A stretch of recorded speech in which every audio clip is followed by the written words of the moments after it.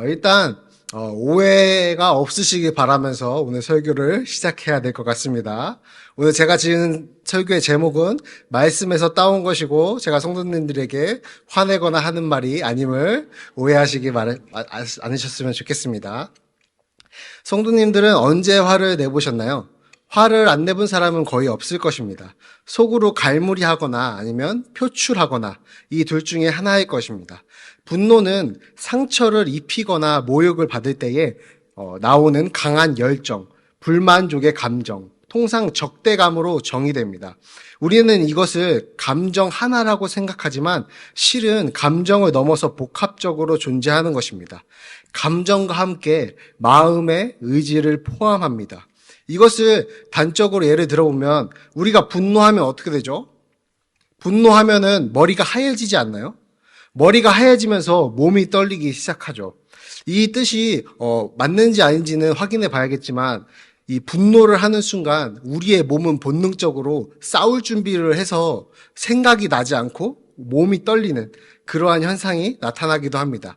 근데 오늘 사전적 정의를 보면 이것이 맞는 것 같기도 합니다. 이러한 신체의 긴장, 감정, 생각까지 혹은 어떤 것이 나를 불공평하게 대한다고 느끼면 나오는 것이 바로 이 분노라는 것입니다. 성도님들이 저를 약 2달 동안 만나오셨는데 제가 분노를 잘 낼 것 같나요? 안 낼 것 같나요? 아마 지금 저를 만나는 성도님들은 제가 분노를 잘 안 낸다고 생각하실 확률이 더 높고 실제로도 그렇습니다. 그러나 제가 한때 별명이 쌈따개일 정도로 분을 잘 내고 그것으로 저를 방어하기도 했습니다. 이제 또 저의 옛 이야기를 한 번 더 나오는데요. 이제 저와 만나신 지 얼마 안 돼서 저의 옛 이야기를 들으면 재밌으시겠지만 이제 얼마 안 남으셨으니까 저의 미천이 얼마 안 남았으니까 재밌게 들어주셨으면 좋겠습니다. 이제 저희 마음이 깨져서 분노로 물들기 시작한 것은 제 의지가 아닌 타인의 심년 때문에 삼수를 하게 되었을 때입니다. 저는 수능을 3번 봤습니다. 많은 이야기가 있지만 언제 또 기회가 있을 때 나누기로 하고 결론만 말씀드리면 제가 저희 고향 교회 목사님과 전도사님 그리고 엄마의 삼수 강요를 받아들인 것은 열심히 다시 한번 해보겠다는 의지의 표현이 절대 아니었습니다. 이미 깨질 대로 깨지고 상처 가득한 마음에 상처받은 마음을 한가득 모아서 그래, 내가 어디까지 망가질 수 있는지 보여줄게 라는 마음으로 그 강요를 받았습니다. 그리고 저는 그 말대로 1년간 아무것도 하지 않았습니다.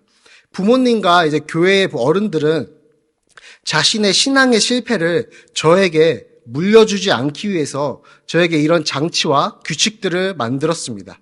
그러나 그것이 저에게는 독이 된 것입니다. 그분들에게는 맞고 하나님을 섬기는 데에 너무나 좋은 장치와 규칙들이었지만 저에게는 독이 되었던 것입니다. 그래서 사실 저는 이 청소년기에 부모님과 갈등이나 청년의 때에 방황하는 영혼들에 대해서 뭔가 짠하고 항상 긍휼의 마음을 품을 수 있게 된 것 같습니다. 무튼 저는 정말로 방에서 몇 개월간 나오지 않았습니다. 진짜 영혼을 빼놓고 생활한다는 표현이 딱 맞을 정도로 살아갔습니다. 폐인이 된 것이죠. 그러다가 문득 수능 치는 날이 지나고 문득 이런 생각이 들었습니다. 도망쳐야겠다. 여기서 어떻게든 일단 벗어나서 살아야겠다. 뭐 어떻게 살던 간에 일단 벗어나야겠다. 그래서 그 당시에 삼수의 내신을 받아주는 곳이 국립대 중에 부산대와 인천대밖에 남지 않았었습니다. 이미 기간이 다 지나서요. 그래서 부산과 인천대를 생각하다가 인천에 가면은 서울을 좀 가까워서 가니까 놀러 갈 수 있지 않을까 하는 마음에 인천을 선택했습니다. 그런데 그 분노가 그때부터 깨진 그 마음이 얼마나 강력했냐면 예수님을 인격적으로 만나서 복음을 만나게 된 후에도 지워지지 않고 남아 있었다는 것입니다. 저는 전 사역지에서 첫 사역을 시작했는데 거기서 많은 변화를 겪고 사역을 시작했음에도 불구하고 저는 같은 전도사님들에게 화를 가끔 냈습니다. 많이 냈습니다. 그리고 거기에는 전 교회, 그 교회에서 20년간, 한 교회에서 20년간 사역해오신 대선배 여자 전도사님이 계셨습니다. 제가 어느 날 다음 세대 회의를 하는데 심하게 제가 그 전사님께 화를 냈습니다. 근데 제 입장에서는 굉장히 합리적이고 답답한 회의를 풀기 위한 분노였습니다. 아무리 생각해도 제가 맞았습니다. 근데 그렇게 분노를 쏟아내고 있는데 그날은 좀 달랐습니다. 그 여 전도사님께서는 저의 분노에 먼저 아무 말이 없으셨습니다.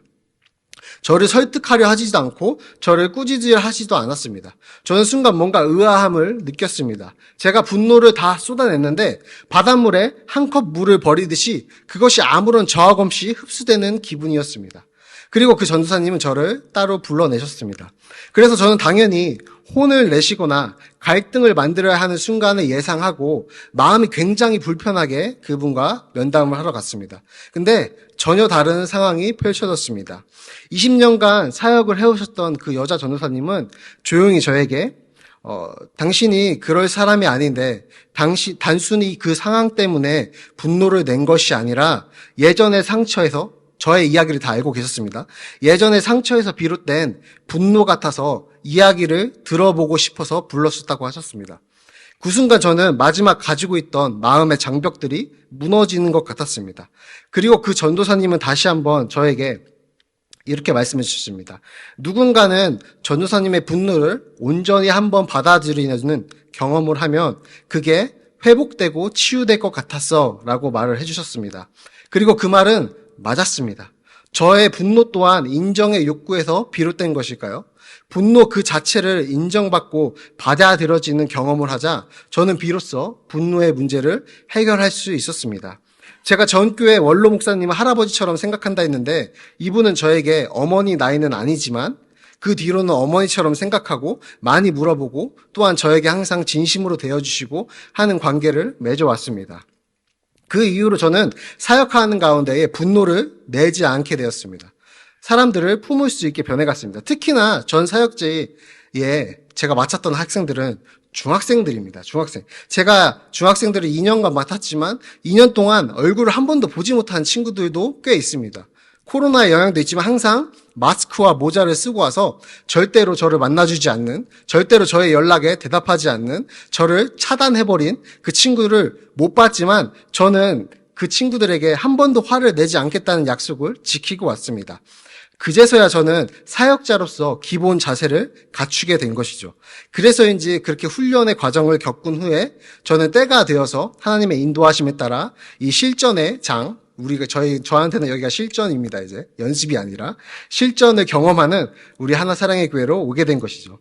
그리고 만나게 된 우리 청소년들에게도 그리고 선생님들에게도 분을 내지 않고 온전히 사랑하겠다고 다짐할 수 있게 되었습니다. 다시 아시겠지만 이러한 화의 종류, 분노의 종류는 치유가 필요한 왜곡된 분노의 모습입니다. 왜 왜곡되었냐고 하면 사실 분노 자체는 하나님께 속한 것이기 때문입니다. 하나님은 성경에서 자신들의 백성이 다른 신들을 섬길 때 분노하셨습니다. 또한 하나님을 조작하려 들거나 이용하려 들 때에 분노하셨습니다. 언약궤를 정치적으로 이용하려던 구약의 이야기를 생각해 보시면 좋을 것 같습니다. 또한 사회적으로 너무 불의한 것들이 가득 차 있을 때에 분노하셨습니다. 하나님을 섬긴다고 온갖 제사 의식과 종교 절차는 지키면서 실제 삶에서는 가난한 자를 약탈하고 불법을 행하는 그들에게 하나님께서는 분노하셨습니다. 신약은 어떨까요? 신약에서는 하나님의 진노에 대해서 다룹니다. 하나님의 진노는 하나님의 본성에서 나오는 것입니다. 하나님의 본성은 죄와 함께 할 수 없기 때문입니다. 그렇기에 하나님은 죄를 미워하시고 그에 대해서 진노를 하신다는 것입니다. 하나님은 죄를 만들거나 죄를 짓도록 유도하는 그런 역할을 하실 수가 없는 분입니다. 왜냐하면 하나님의 본성은 의와 공의 그 자체이기 때문입니다. 그래서 우리는 우리의 죄로 그 진노를 받고 사망해야 하나 예수님의 십자가로 인해서 예수님께서 그 모든 진노의 잔을 뒤집어 쓰심으로 우리가 구원을 받게 되었다는 것입니다. 결국 하나님도 분노하시는데 우리가 보통 생각하는 분노라는 단어로 우리가 성경을 읽어서 그렇지 사실 하나님의 분노는 우리의 분노와 질적으로나 양적으로나 너무나 다른 결과를 가져오게 됩니다.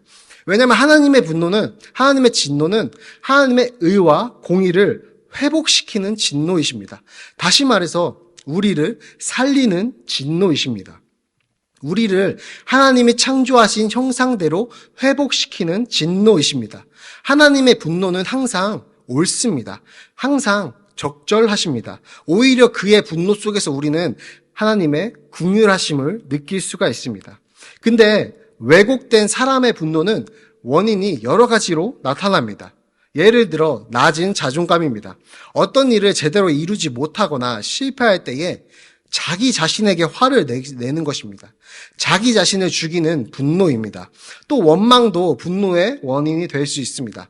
누군가로부터 상처를 입어서 그 상처를 반복해서 우리는 되새김질하게 됩니다.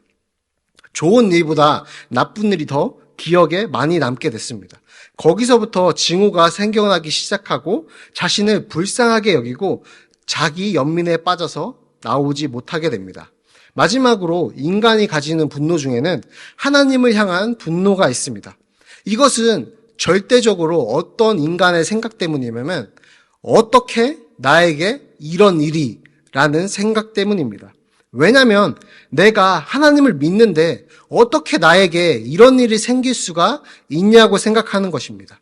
그러나 우리는 성경을 보면 하나님은 우리와 함께 하신다고 약속하셨으나 우리에게 모든 안 좋은 일을 막아주는 그런 부적 정도로 생각하는 것은 굉장한 오해임을 알 수 있습니다.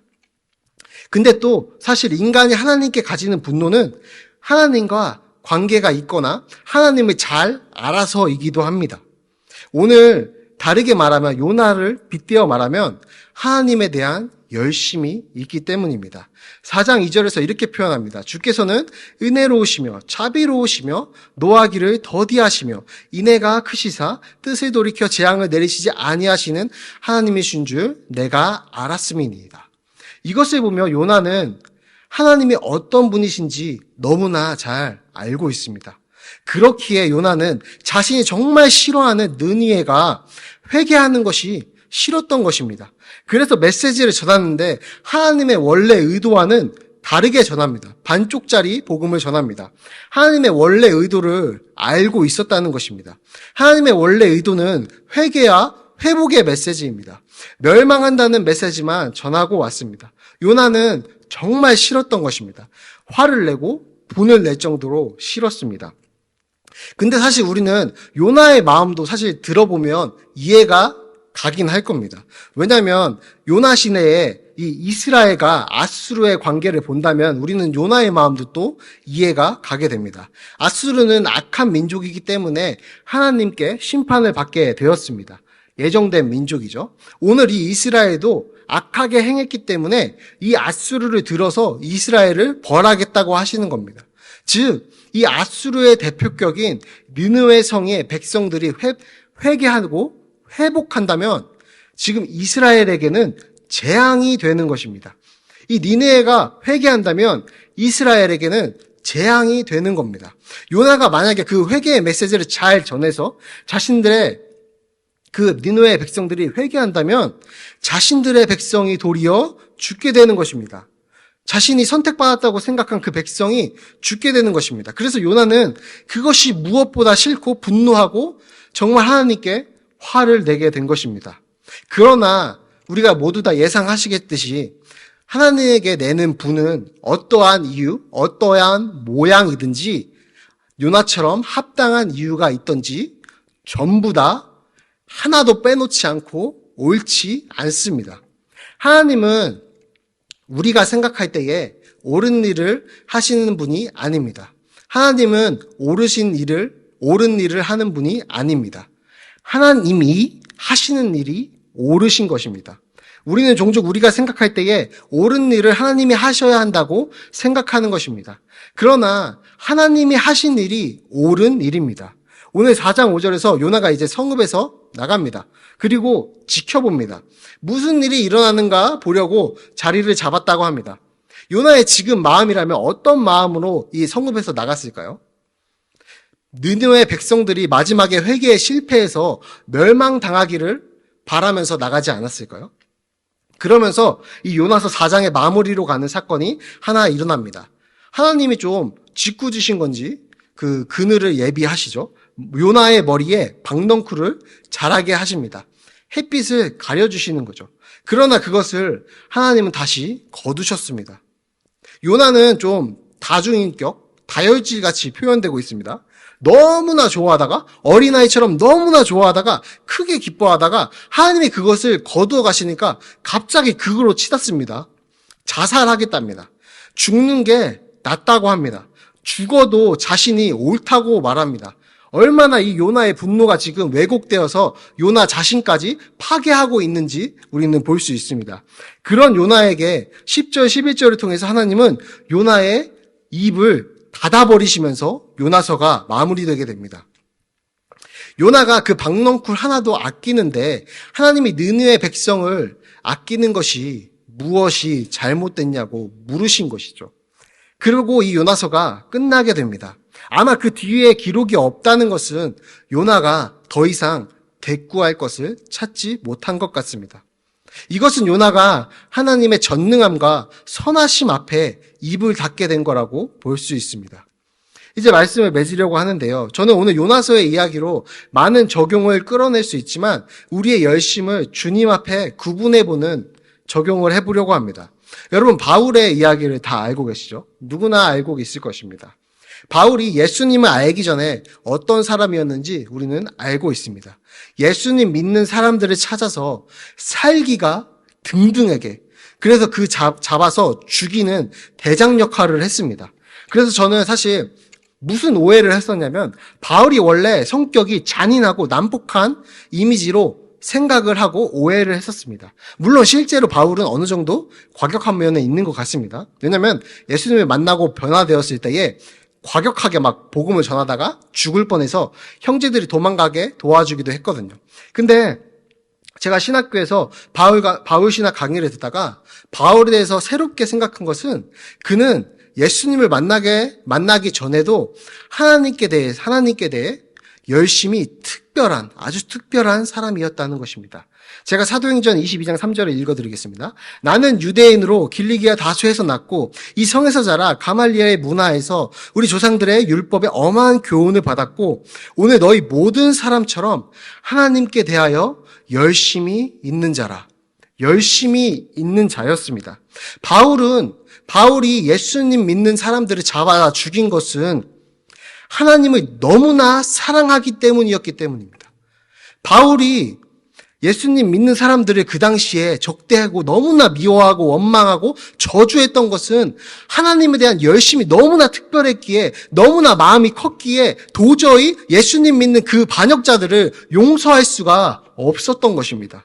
그래서 하나님에 대한 열심으로 예수 믿는 그리스도인들을 잡아내기 시작한 것입니다. 그러나 우리는 그 결과를 잘 알고 있습니다. 바울의 열심은 사실 잘못되었다는 것입니다. 바울은 예수님을 만났습니다. 근데 그 순간은 길지 않았습니다. 대화도 많지 않았습니다. 그러나 바울은 그 짧은 만남으로 진정한 전능자 앞에서 모든 것을 깨닫게 되고 모든 것이 밝히 알게 된 것입니다. 드디어 그 하나님을 향한 그 바울의 너무나 특별한 열심이 제대로 된 열매를 맺고 위대한 사도가 된 것입니다. 그리고 그는 우리에게 수많은 신학적 유산을 남겨주었습니다. 오늘 요나도 열심히 있었습니다. 무슨 열심이냐면 선택받은 이스라엘, 하나님이 직접 선택해서 구분한 이스라엘의 대표 선지자라는 열심입니다. 그는 그의 위치에서 열심을 다해서 이스라엘을 위해서 일을 하고 메시지를 전해야 했기에 하나님의 진정한 뜻을 알매도 분노한 것입니다. 하나님께서는 분명히 요나에게 자신과 이 이스라엘 백성을 선택하셨고 선민이라고 하셨는데 저 원수가 회복되는 것은 곧 이스라엘에게 큰 위협이기에 그것을 요나는 절대로 받아들일 수가 없었던 것입니다. 하나님의 뜻대로 목숨을 걸고 니느웨에 가서 말씀을 전했지만 그것이 요나에게는 마치 자기 민족을 배신하는 것 같은 감정이 들었었을 것입니다. 자신은 이스라엘의 선지자인데 지금 니느웨의 회복을 전하고 있으니까요. 요나는 그러한 감정이 들었을 것입니다. 요나는 자신과 이스라엘이 온 오주 중에서, 온 민족 중에서 특별하게 하나님의 택함을 받았기 때문에 자기 민족만 사랑하셔야 하는데 그렇지 않은 상황이 벌어지려고 하니까, 자신의 이해를 넘어가는 상황이 벌어지니까 납득할 수 없어서 하나님께 분노를 하고 있는 것입니다. 그러나 오늘 우리가 본 것처럼 요나 역시 하나님의 궁극적인 물음 앞에 입을 닫게 되었습니다. 우리는 욥기의 이야기가 어떻게 끝나는지 다들 알고 계실 겁니다. 우리는 욥기를 읽으면서 어떤 것을 기대하냐면 욥의 수많은 분노와 슬픔과 탄식에 하나님께서 대답해 줄 것을 기대하고 있습니다. 그러나 욥기의 마지막은 그 수많은 이해할 수 없는 일에 대한 하나님의 대답이 아니었습니다. 도리어 하나님께서는 하나님 자신이 어떤 분이신지, 어떤 일을 하신 분인지 계속해서 말씀해 주셨습니다. 그 과정을 통해서 욥은 직접적인 대답을 듣지 않아도 서서히 깨달아 갔을 것입니다. 요나도 하나님의 물음에 깨닫게 되었을 것입니다. 나의 열심과 내가 옳다고 생각하는 것, 그리고 이해할 수 없는 인생의 모든 일이 많지만 그 모든 것들이 하나님의 전지전능한 무궁하고 무한한 지혜 앞에서는 다 입을 닫게 된다는 것을 깨닫게 되는 것입니다. 할 말이 없게 되는 것입니다. 오늘 우리 마음속에 분노가 있다면 그 이유는 무엇인가요? 하나님에 대한 열심인가요? 아니면 나에 대한, 나의 실망스러운 모습에 대한 질책이 커져서 나를 죽이고 있는 분노인가요?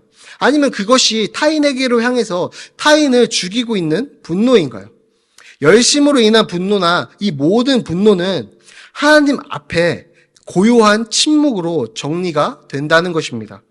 말하지 않아도 모든 것을 압도하시는 하나님의 존재를 우리가 마주하게 되면 더 이상 우리의 분노를 일으킨 그 모든 문제들은 문제가 아니게 된다는 것입니다.